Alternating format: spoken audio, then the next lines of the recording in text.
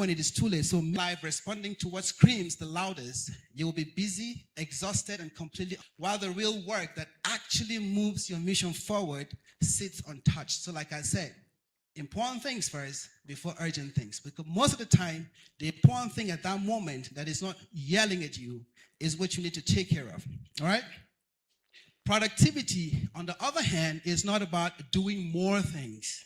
It's about doing the right things in the right order with your full attention. Productivity is about doing the right thing in the right order with your full attention. Ask yourself, every single time you wake up or you go to work or you start working on your product, whatever you're working on, ask yourself one question. What is the one problem, that one thing that I can solve that would help me solve 10 other problems? What is the one thing that if I solve would help me solve 10 other problems? Let me rephrase it again. What is the one thing that if I solve today would make 10 other problems smaller or solved completely? Ask yourself that question, and that will be the first thing you solve that day. That should be the first thing you solve that day. All right? When a problem hits, the instinct for everyone is to jump and start running around, scrambling, trying to find a solution.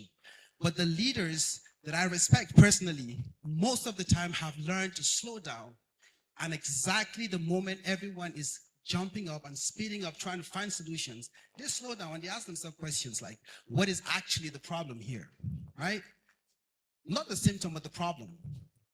Who is the closest person to that issue that we can get to solve the problem? And then what assumptions am I making as a leader that is wrong?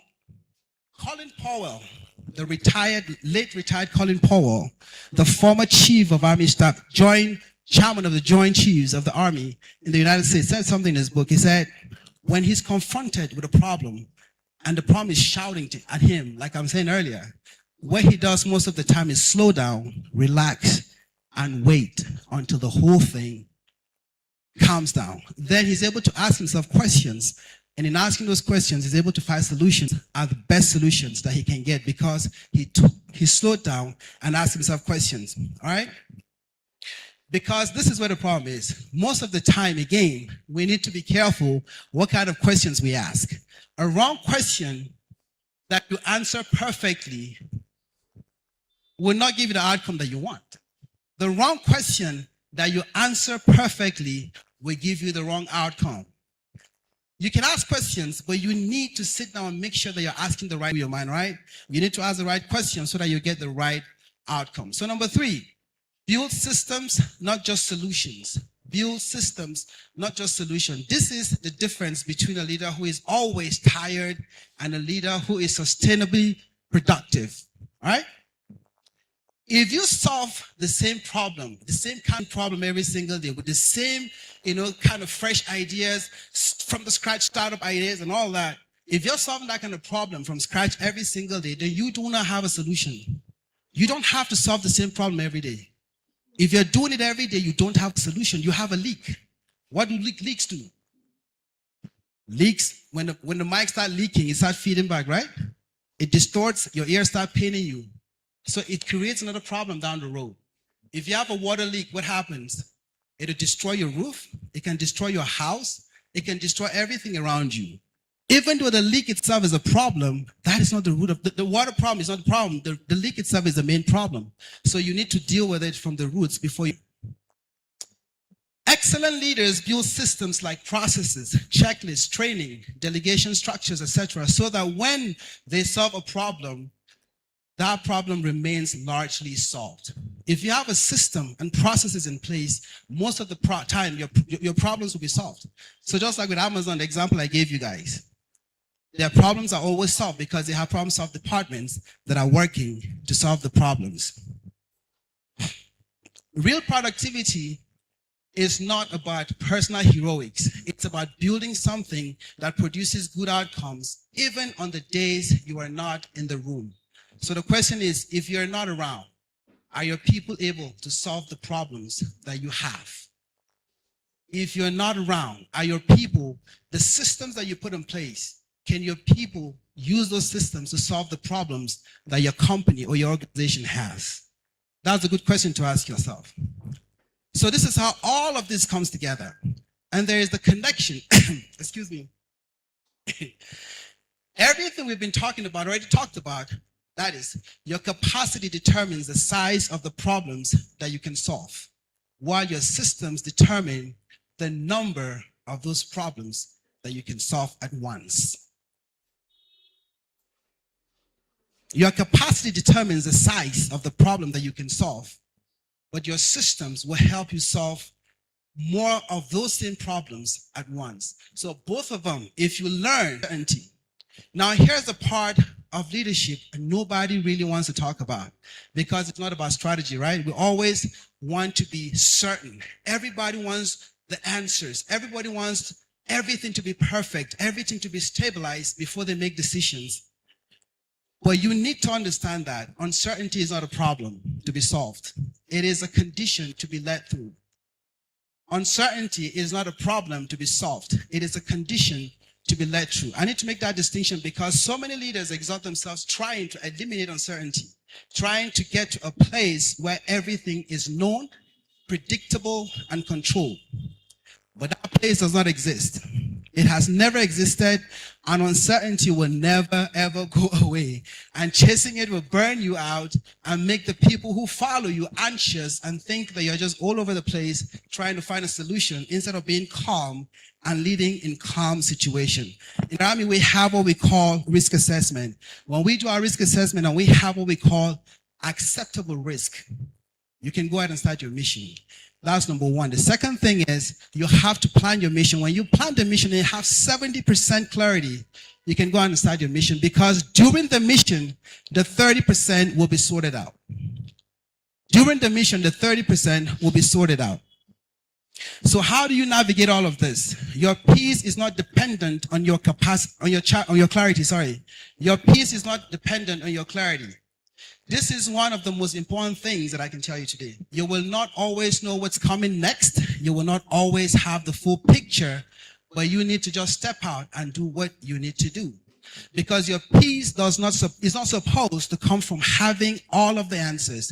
It is supposed to come from your character, your values, and your conviction about who you are, regardless of what is happening around you. The leaders who fall apart in uncertain seasons are usually the ones whose confidence was built entirely on having things figured out. The leaders who endure are the ones whose confidence is built on something steadier than circumstances. Change reveals leaders, it doesn't create leaders. Change will reveal a leader and not create a leader. Whatever you were before the change, that is what the change will display when it comes. Whatever you are, whoever you are, change is going to expose that when it comes, right? It's just going to be louder and more under pressure. If you were honest before, you'll be honest under pressure.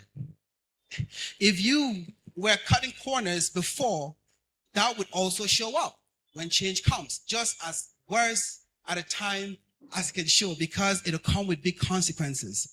It'll come with big consequences. So the real work of navigating change doesn't happen during the crisis. It happens in the quiet seasons, like we said earlier, in your corner when you're building capacity. That is when you're getting ready for change, because when it happens, it displays the capacity that you've already built while in a corner. Uncertainty is the price of admission for anything meaningful. Uncertainty is a price of admission for anything meaningful. I want to reframe that. We tend to treat uncertainty as the enemy. It is not. Uncertainty is the terrain where progress happens. Uncertainty is the terrain where progress happens. It helps shapes who you are as a leader, and it shapes your expertise at the same time. Nobody has ever built anything without going through challenges. Ask anyone that has built anything. At least we have someone who just gave an example. Ask every single human being that has built something. It could be family, it could be a business, it could be a legacy, whatever it is. Nobody has ever built anything without challenges, because they always go through that period of uncertainty. We had 90% completion, to answer one of the questions you was talking about. We've had 90% completion of a studio, a film location I don't want to call it a film village, but we have everything on ground, 90%, everything for you to shoot a film from beginning to end, the studios to edit, the studio to do your sound and everything. But every single day, I wake up with uncertainty. Every day I wake up with doubts. Why are we doing this? Why am I here?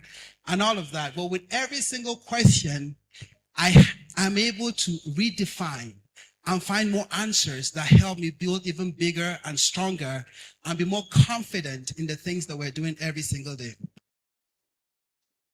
So when uncertainty shows up in your life right now, I want you to recognize it for what it actually is. Not proof that you are off track, but evidence that you are standing exactly where meaningful things get built. So don't run away from it, but lead through it. All right? So finally, prepping for opportunities. Finally, I'm almost there. Give me like 2 minutes and I'll be done, all right?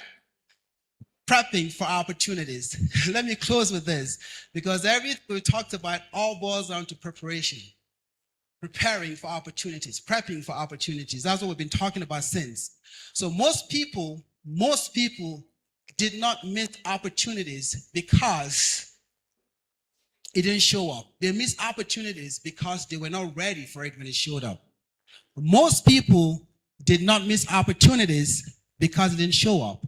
They missed opportunities because when it showed up, they were not ready. So capacity was not built properly. Opportunity is rarely polite. It doesn't come to you when you are ready. It doesn't announce itself months in advance so that you can prepare comfortably. It shows up in the middle of an ordinary week, often disguised as problems. Opportunities always come to you as problems.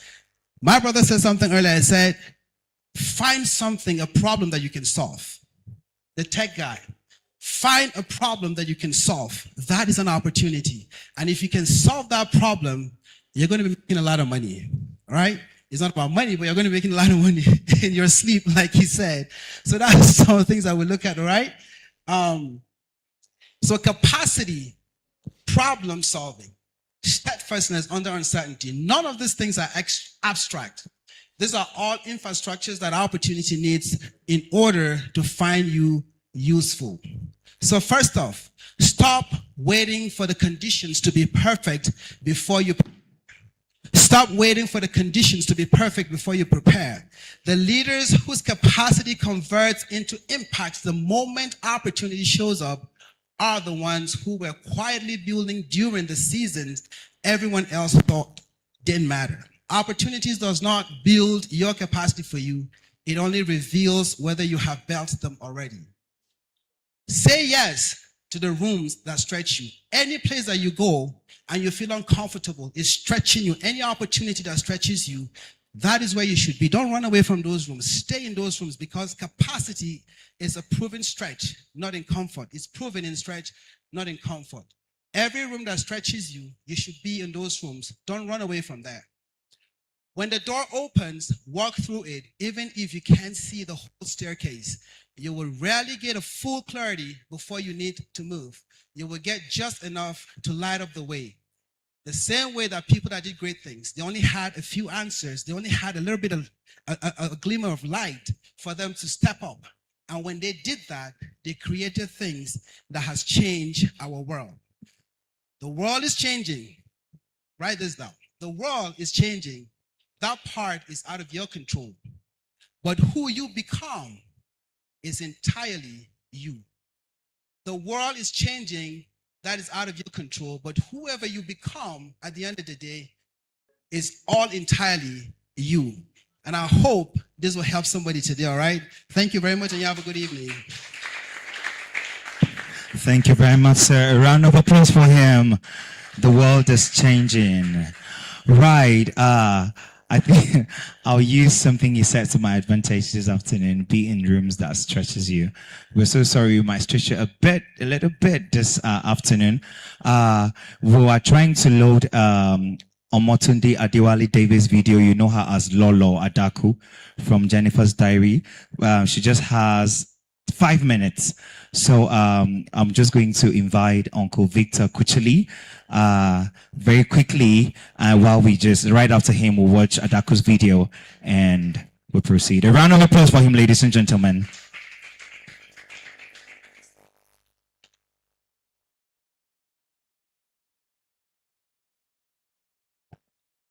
Thank you for this great opportunity. I was just asking him how many minutes do I have, and he kept saying I can go on and on. So if I stay forever, please don't get a bit disturbed. It's an honor to be here with all of us, and I can see young people. I can see students here. It's always beautiful to have them around because you have no idea where the seeds could also be sown.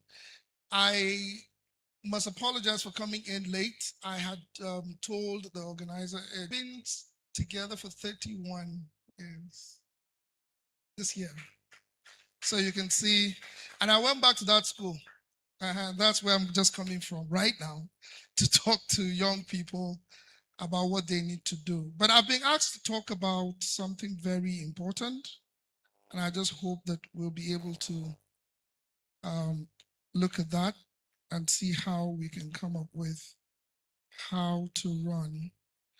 My topic has to do with building our becoming through leadership and growth, as well as purpose. So I know that everybody got about less than 20 minutes or thereabout. So I'll just try as much as possible to go through what I have. I also have the presence of, we call her Mommy Wiggins, right? Leader Wiggins now. That's a new name. Please clap for her. She's always interested in what is happening. Well, I'm sure you've been loaded. You've been given a lot of information already. But let me start by saying that one of the most unfortunate thing about leadership is the mistake that you'll be remembered for what you do. Should I repeat myself? That's the greatest mistake you will ever have, that you will be remembered for what you do. And I'll give you an instance. Just as I said, I'll just be speaking to the paper so that we can quickly go on. And I'm ready to share it if you want it. For those who are beyond 30, 35 right now, I'll just ask a question and I hope I get the answer. What do we have in what is called Secretariat Junction today? Can anybody tell me?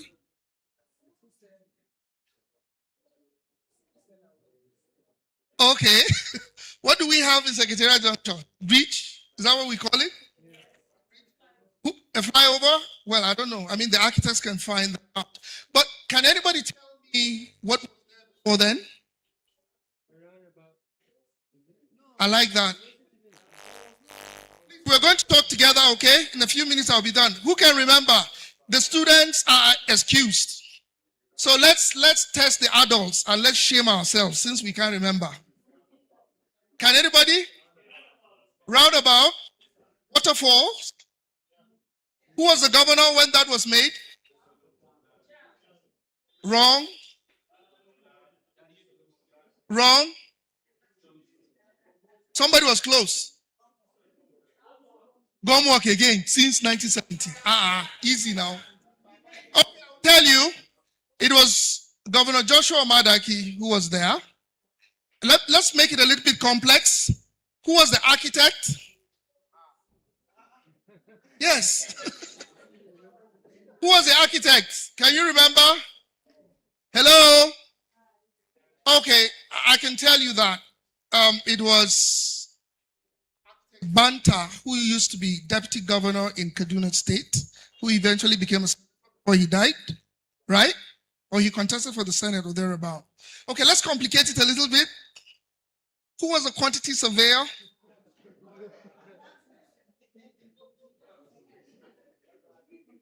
Okay, I think if I stop at this point, I would have made my message very clear. It was actually El-Rufai, the former governor of the state, who was the quantity surveyor. Why am I saying this? Every name I mentioned, from the governor Joshua Madaki to El-Rufai, they represent a certain thing to you, but you don't remember what they actually have done. This is the problem with leadership, that people get into leadership positions. It's wrong to do something. No. but you will not be defined by it. People will forget. The things you do are moments of response to the needs of today. What you become defines your journey of influence. And I'm happy that we've really talked about it. So it's important that we understand this as we go through our lives. There's nothing wrong about working very hard. There's nothing wrong about it. There's nothing wrong about having great projects. I love projects. I love programs. I encourage that. I sit down with people in strategic meetings. And I've had the rare opportunity of sitting with at least about 7 governors to try to help. So I understand that. But the problem is, when you finish every other thing, who are you? Because that's what people remember. When you look at all the governors in Plateau State, every time they mention one person, he represents a certain thing to you. You talk about Governor John, talk about Governor Dare, talk about Governor Tapman, whoever, including the sitting governor, they present a certain thing to you. And that is what you should be deliberate about. If you will become. So becoming doesn't just happen by mistake. It's not negotiable. It's something that you do deliberately. And I don't know, we didn't share notes, Leslie. You know, it's a private victory you need before public recognition. Many of us want the publicity. Many of us want the popularity. The beauty of siren. I usually just give the instance. How many of us have been ever driven in a siren, a convoy, a motorcade? Have you ever had that experience? I had that experience when they came right to the gate of my house to pick me for an event. And I could actually pass my friends. They were insulting them, the soldiers were insulting them, and I was the one inside. Unfortunately, the very car I was in needed to get to the fuel station to get some fuel.